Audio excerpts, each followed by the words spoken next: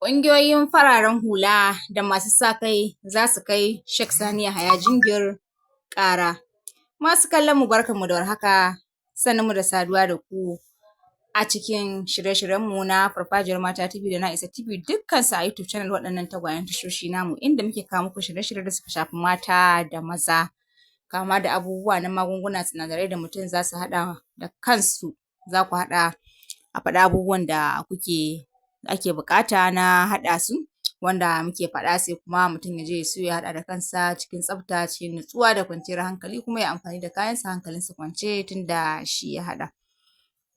Sannan muna duba ga abubuwa da suke faruwa a duniya ko kuma wani abu don mu yi tsokaci a kan shi ko kuma janyo hankali ga mutane a kan illar abun ko kuma amfaninsa. Sannan muna duba ga abubuwa da ke faruwa a duniyan nan ta Allahu Subhanahu wa ta'ala. To, kamar yadda kuke gani ga hoton ko mu ce ga madugun Kwankwasiyya nan, Sanata Dr. Rabi'u Musa Kwankwaso ko mu ce Injiniya Dr. Rabi'u Musa Kwankwaso. To, kuma kun san za a yi magana kenan a kansa, akwai abubuwan da suka faru wanda zai tofa albarkacin bakinsa a kai. Amma kafin mu je ga bayanin abin da Kwankwason yake cewa, idan yau ne shigowarku tasharmu ta farko wato Farfajiyar Mata TV da Na'isa TV dukkansu a YouTube channel, to da Allah ku daure ku shiga ku yi mana subscribing, ku mana liking, ku mana share, ku mana comment domin ƙara mana ƙarfin gwiwa kuma ku danna mana ƙararrawar sanarwa inda zarar mun ɗora sabon abu kai tsaye zai zo gare ku za a sanar da ku. To, kamar yadda kuka sani dai ƙungiyoyin fararen hula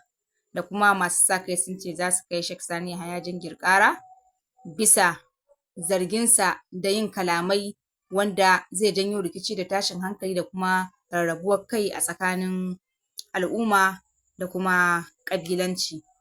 To, hakan take ga shi ma Sanata Dr. Rabi'u Musa Kwankwaso ya ce waɗannan kalamai da Sheikh Sani Yahaya Jingir ya yi kalamai ne da za su janyo rikici da rarrabuwar kai da samun tasgaro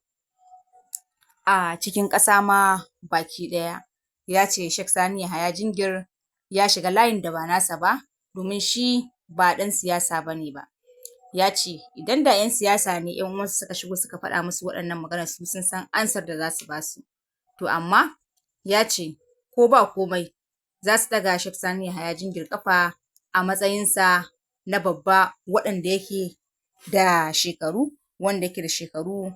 kamar nasa, shekarunsa zai sa su raga masa, amma dai ya dinga sanin abubuwan da zai faɗa,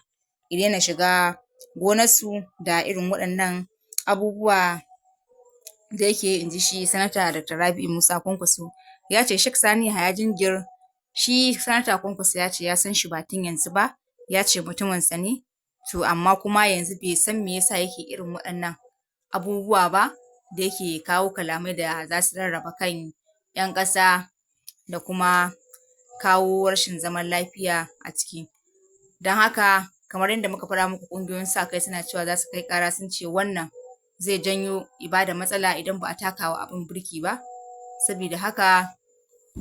suke ganin cewa wannan ba daidai ba ne ba. Sannan shi kansa Kwankwason an ce to ai shi Sheikh Sani Yahaya Jingir ya ce ai shi yana kare takarar musulunci ne tunda dukkansu musulmi ne. To, waɗannan kalaman nasa dai sun saɓa ƙa'ida kuma kamar yadda kuka ji su lauyoyi sun yi maganar cewa wannan za a iya kai shi kotu a kan waɗannan abubuwan saboda ya saɓa ƙa'ida da kuma doka, saboda duk abin da za ka faɗa da zai janyo cewa ya